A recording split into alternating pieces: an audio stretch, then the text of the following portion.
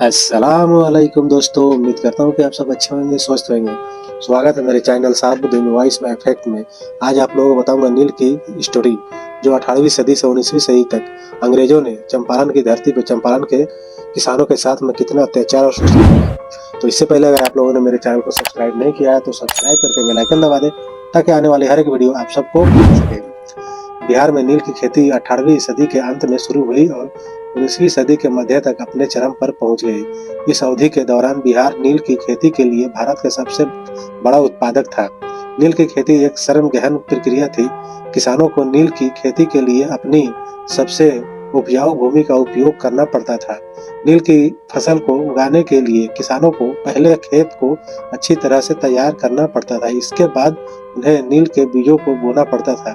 नील की फसल को उगने में लगभग 4 महीने लगते थे।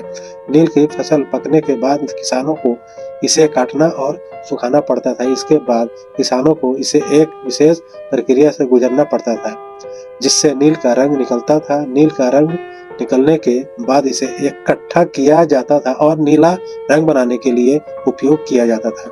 नील की खेती बिहार के किसानों के लिए एक कठिन और दर्दनाक अनुभव था। किसानों को नील की खेती के लिए अत्यधिक भुगतान करना पड़ता था। इसके अलावा किसानों को अक्सर नील के व्यापारियों द्वारा शोषण का सामना करना पड़ता था। नील की खेती के कारण बिहार में कई किसान विद्रोह हुए। इनमें से सबसे प्रसिद्ध विद्रोह 1859 का नील विद्रोह था। इस विद्रोह में किसानों ने नील के व्यापारियों के साथ शस्त्र विद्रोह किया। 19वीं सदी के अंत में नील की खेती का महत्व कम हो गया। इसका कारण यह था कि कुर्सिम रंगों का विकास हुआ था। कुर्सिम रंगों के विकास के कारण नील की मांग कम हो गई और इसकी कीमतें में गिरावट आई। नील की खेती बिहार के इतिहास में एक महत्वपूर्ण अध्याय है। इनमें से बिहार के किसानों के जीवन को गहराई से प्रभावित किया था।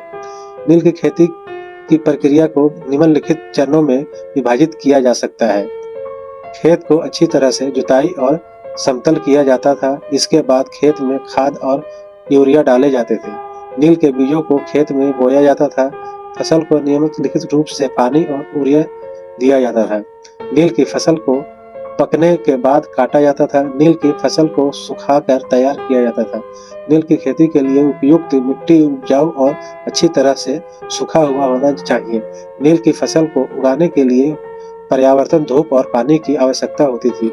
नील की खेती एक लाभदायक व्यवसाय था, हालांकि यह किसानों के लिए एक कठिन और दर्दनाक अनुभव था। उसके बाद फिर गांधी जी ने चंपारण में आए। चंपारण में आने के लिए चंपारण के कुछ किसानों ने गांधी जी को न्योता भेजा।